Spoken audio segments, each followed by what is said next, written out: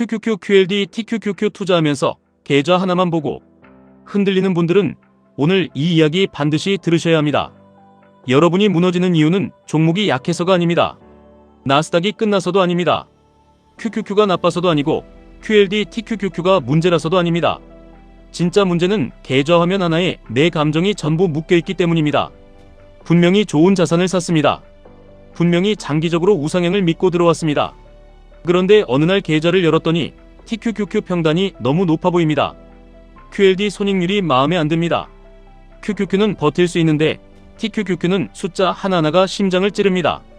그러면 머리로는 압니다. 지금은 팔 때가 아니라는 걸 압니다. 그런데 손가락은 다르게 움직입니다. 더 사야 하나, 그냥 버려야 하나, 평단을 낮춰야 하나, 손절하고 다시 들어가야 하나, 이 고민이 시작되는 순간부터 투자는 전략이 아니라 감정 싸움이 됩니다. 그래서 저는 QQQ, QLD, TQQQ 투자할 때 증권사를 두 개로 나눠서 운영하는 전략을 진지하게 생각해 보셔야 한다고 말씀드립니다. 많은 분들이 이렇게 걱정합니다. 증권사를 나누면 평단가가 꼬이는 거 아닌가요? 한쪽 계좌에서는 마이너스고 다른 계좌에서는 플러스면 계산이 이상해지는 거 아닌가요? 결론부터 말씀드리면 전혀 아닙니다. 평단가는 계좌가 결정하는 게 아닙니다. 총 매수 금액과 총 수량이 결정합니다. QQQ를 한 증권사에서 샀든 두 증권사에서 나눠 샀든 결국 여러분의 진짜 평단은 전체 기준으로 봐야 합니다. QLD도 마찬가지고 TQQQ도 마찬가지입니다. 예를 들어 TQQQ를 80달러에 100주 샀고 다른 증권사에서 70달러에 100주를 샀다고 해보겠습니다. 한 계좌에서 샀든 두 계좌에서 샀든 여러분은 TQQQ 200주를 평균 75달러에 가진 겁니다. 달라지는 건 실제 자산이 아니라 화면입니다. 그런데 이 화면이 생각보다 무섭습니다. 한쪽 계좌는 마이너스 20%로 보이고 다른 쪽 계좌는 플러스 10%로 보입니다. 그러면 사람은 이상하게 전체를 보지 못합니다. 한쪽 계좌의 빨간색에 취하고 다른 쪽 계좌의 파란색에 무너집니다. 자산은 하나인데 감정은 두 개로 갈라집니다. 여기서 중요한 건 그 착시를 이용할 줄 알아야 한다는 겁니다. 대부분 투자자는 평단이 높아지면 그 계좌 안에서 모든 걸 해결하려고 합니다. QLD 평단이 높으니까 같은 계좌에서 계속 물을 탑니다. TQQQ 평단이 높으니까 어떻게든 그 숫자를 낮춰보려고 무리하게 추가 매수를 합니다. 그러다 현금이 빨리 사라집니다. 계획보다 크게 들어갑니다. 그리고 더 떨어지면 그때부터는 진짜 공포가 옵니다. 평단 낮추겠다고 들어갔는데 평단보다 계좌가 먼저 무너지는 상황이 나옵니다. 이럴 때 증권사를 나누면 생각보다 강력한 심리적 방어선이 생깁니다. 기존 계좌는 기존 계좌대로 둡니다. 예를 들어 TQQQ를 높은 가격에 가지고 있는 계좌가 있다면 그 계좌를 억지로 살리려고 하지 않는 겁니다. 그 계좌는 장기 보유 계좌, 회복대기 계좌, 큰 사이클을 기다리는 계좌로 둡니다. 그리고 새로운 증권사에서 다시 전략을 짭니다. QQQ는 안정축으로, QLD는 주력 성장축으로, TQQQ는 기회 구간에서만 들어가는 공격축으로 새롭게 시작하는 겁니다. 이렇게 하면 뭐가 달라지냐면 내 머릿속이 정리됩니다. 기존 고평단 물량과 신규 저평단 물량이 섞이지 않습니다. 전체 자산 기준으로는 당연히 하나지만 전략 기준으로는 역할이 분리됩니다. 기존 계좌의 TQQQ는 버티는 물량입니다. 새 계좌의 TQQQ는 대응하는 물량입니다. 기존 계좌의 QLD는 장기 회복 물량입니다. 새 계좌의 QLD는 21선 근처에서 모아가는 주력 물량입니다. 기존 계좌의 QQQ는 심리적 안전판입니다. 새 계좌의 QQQ는 현금과 함께 리밸런싱 기준점이 됩니다. 이게 별거 아닌 것 같지만 실제 투자에서는 엄청난 차이를 만듭니다. 왜냐하면 투자에서 가장 위험한 순간은 내 물량의 역할을 잊어버리는 순간이기 때문입니다. 장기 물량을 단기처럼 보고 팔아버리고 단기 물량을 장기처럼 끌고 가고 공격 물량을 방어 물량처럼 착각하고 방어 물량을 공격 물량처럼 몰빵하는 순간 계좌는 방향을 잃습니다. QQQ, QLD, TQQQ는 각각 역할이 달라야 합니다. 그런데 계좌 하나에 전부 넣어두면 어느 순간 다 똑같은 감정으로 보입니다. 떨어지면 다 공포고 오르면 다 탐욕입니다. 그러면 전략이 사라집니다. 증권사를 두 개로 나누는 건 돈을 복잡하게 만드는 게 아닙니다. 오히려 감정을 단순하게 만드는 겁니다. 첫 번째 계좌는 장기 계좌로 둡니다. 여기에는 QQQ와 QLD 중심으로 가져갑니다. 이미 높은 평단에서 산 물량이 있어도 괜찮습니다. 그건 그 시절에 내가 선택한 자산입니다. 지금 와서 그 계좌를 보며 자책할 필요 없습니다. 그 계좌는 내가 시장에 남아 있었다는 증거입니다. 두 번째 계좌는 전략 계좌로 둡니다. 여기서는 새롭게 판단합니다. 21선 위에서 무리하게 따라붙지 않고 과열 구간에서는 현금을 지키고 눌림이 나올 때 QLD를 모으고 더 강한 공포가 나올 때만 TQQQ를 일부 사용합니다. 이렇게 역할을 나누면 매수할 때도 덜 흔들리고 매도할 때도 덜 아깝습니다.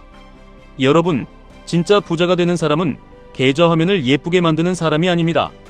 진짜 부자가 되는 사람은 계좌가 지저분해 보여도 전체 자산의 방향을 아는 사람입니다. 증권사 앱에서는 한쪽 계좌가 마이너스로 보일 수 있습니다. 괜찮습니다.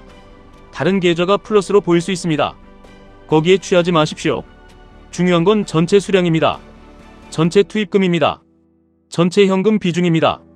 전체 평균 단가입니다. 그리고 내가 지금 어떤 전략을 실행하고 있느냐입니다. 여기서 많은 분들이 또 이렇게 생각합니다. 그래도 계좌를 나누면 관리가 귀찮지 않나요? 맞습니다. 귀찮습니다. 그런데 감정에 휘둘려서 잘못 매매하는 것보다 훨씬 낫습니다. 투자에서 진짜 비용은 수수료 몇천 원이 아닙니다.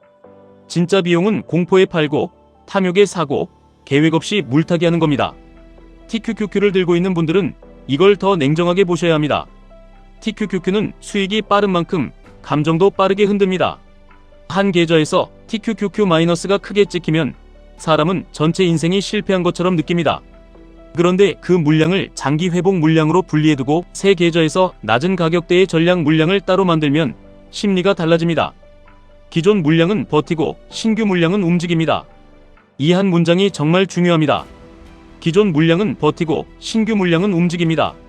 여러분이 계속 실패하는 이유는 버텨야 할 물량으로 사고팔고 움직여야 할 물량을 방치하기 때문입니다. 계좌를 나누면 이 기준이 선명해집니다. 예를 들어 QLD를 장기 주력으로 가져가고 싶은 분이라면 기존 증권사에는 이미 보유한 QLD를 그대로 둡니다. 그리고 새 증권사에서는 매월 정해진 날짜에 QLD를 적립합니다. 시장이 좋을 때는 적게 사고 시장이 흔들릴 때는 조금 더 삽니다. TQQQ는 아무 때나 사는 게 아니라 시장이 과하게 눌렸을 때만 별도 전술로 씁니다. 이렇게 하면 계좌 하나에서 모든 걸 해결하려는 압박이 줄어듭니다. 오늘 떨어졌다고 모든 계좌가 망한 것처럼 느끼지 않습니다. 오늘 올랐다고 모든 물량을 팔아야 할 것처럼 느끼지도 않습니다. 투자는 결국 오래 살아남는 사람이 이깁니다. QQQ가 아무리 좋은 자산이어도 중간에 멘탈이 나가서 팔면 의미 없습니다. QLD가 아무리 강력한 성장 도구여도 하락장에서 감정을 못 버티면 의미 없습니다. TQQQ가 아무리 큰 기회를 줘도 계획 없이 들어가면 그건 기회가 아니라 폭탄이 됩니다. 그래서 저는 여러분이 증권사를 나누는 걸 단순한 편의 기능으로 보지 않았으면 합니다. 이건 심리관리 장치입니다. 이건 전략 분리 장치입니다. 이건 나 자신을 지키는 안전벨트입니다. 부자가 되는 과정에서 가장 중요한 건 수익률보다 지속성입니다. 한번 크게 먹는 사람보다 무너지지 않고 계속 시장에 남는 사람이 결국 더 멀리 갑니다. 여러분이 5년 뒤에 진짜 큰 계좌를 만들고 싶다면 지금부터 계좌를 보는 방식부터 바꿔야 합니다. 한 계좌의 손익률에 인생을 걸지 마십시오. 한 증권사 화면에 내 자존감을 맡기지 마십시오. 오늘 플러스라고 내가 천재가 되는 것도 아니고 오늘 마이너스라고 내가 실패자가 되는 것도 아닙니다. 여러분은 QQQ, QLD, TQQQ를 통해 자산을 키우려는 사람입니다. 그러면 계좌도 투자자답게 운영해야 합니다. 그냥 사고, 그냥 버티고, 그냥 기도하는 게 아니라 장기 물량과 전략 물량을 나누고 현금과 레버리지를 구분하고 평단 착시에 흔들리지 않는 구조를 만들어야 합니다. 계좌를 나누면 마음이 나뉘는 게 아닙니다. 오히려 마음이 정리됩니다. 장기 계좌는 장기답게 봅니다. 전략 계좌는 전략답게 봅니다. QQQ는 중심을 잡아주고 QLD는 계좌를 키워주고 TQQQ는 기회가 왔을 때만 속도를 붙여줍니다. 여기서 가장 중요한 건 욕심을 줄이는 겁니다. 새 계좌를 만들었다고 해서 다시 몰빵하라는 뜻이 아닙니다. 기존 계좌가 답답하다고 새 계좌에서 복수하듯 매수하면 안 됩니다. 그건 전략이 아니라 감정의 재발입니다. 새 계좌는 다시 태어나는 계좌여야 합니다. 예전의 실수를 반복하는 계좌가 아니라 더 차분하고 더 냉정하고 더 오래 버틸 수 있는 계좌여야 합니다. 과거 계좌가 조급함의 흔적이라면 새 계좌는 원칙의 시작이어야 합니다. 여러분, 시장은 계속 흔들릴 겁니다. QQQ도 흔들리고 QLD도 흔들리고 TQQQ는 더 크게 흔들릴 겁니다. 그런데 흔들리는 시장에서 진짜 차이는 종목이 아니라 사람에게서 납니다. 같은 하락장을 보고 어떤 사람은 도망가고 어떤 사람은 계좌 구조를 다시 세웁니다. 같은 반등장을 보고 어떤 사람은 추격 매수하고 어떤 사람은 원칙대로 일부만 움직입니다. 여러분은 후자가 되셔야 합니다. 증권사 두 개 운영은 복잡해 보이지만 핵심은 단순합니다. 하나는 지키는 계좌, 하나는 움직이는 계좌입니다. 하나는 장기 계좌, 하나는 전략 계좌입니다. 하나는 나를 시장에 남겨두는 계좌, 하나는 새로운 기회를 잡는 계좌입니다. 이렇게 생각하면 평단이 높아도 무너지지 않습니다. 기존 계좌가 답답해도 조급하지 않습니다. 새 계좌에서 낮은 가격대의 물량을 만들 수 있고 그 물량으로 수익을 보며 심리를 회복할 수 있습니다. 그리고 전체 자산 기준으로는 결국 하나의 포트폴리오가 됩니다. 여러분이 지금 QQQ, QLD, TQQQ를 들고 있다면 오늘 꼭 점검해 보십시오. 나는 계좌를 보고 있는가? 자산을 보고 있는가? 나는 손익률을 보고 있는가? 전략을 보고 있는가? 나는 평단을 낮추려고 무리하고 있는가? 아니면 구조를 바꾸고 있는가? 계좌를 나눈다는 건 도망가는 게 아닙니다. 더 오래 버티기 위한 준비입니다. 평단을 숨기는 게 아닙니다. 감정을 분리해서 더 냉정하게 보기 위한 장치입니다. 손실을 외면하는 게 아닙니다. 손실 때문에 전체 전략이 무너지는 걸 막는 방법입니다. 진짜 중요한 건 오늘의 빨간불, 파란불이 아닙니다. 5년 뒤에도 내가 QQQ, QLD, TQQQ를 내 원칙대로 들고 갈 수 있느냐입니다. 5년 뒤에도 시장에 남아있을 수 있느냐입니다. 5년 뒤에도 내가 무너지지 않고 더 큰 자산을 굴릴 수 있느냐입니다. 그걸 위해서라면 증권사 두 개 운영 충분히 해볼 만합니다.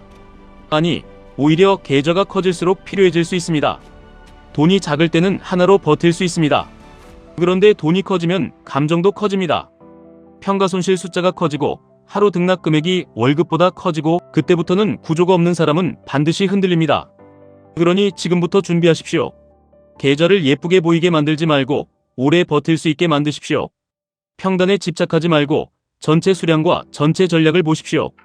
QQQ, QLD, TQQQ를 들고 있다면 종목보다 먼저 나의 구조를 점검하십시오. 강한 계좌는 강한 멘탈에서 나오고 강한 멘탈은 좋은 구조에서 나옵니다. 오늘부터 계좌를 나누는 것도 결국 더 큰 부자가 되기 위한 훈련입니다. 지금까지 1분 투자 하이젠버그였습니다.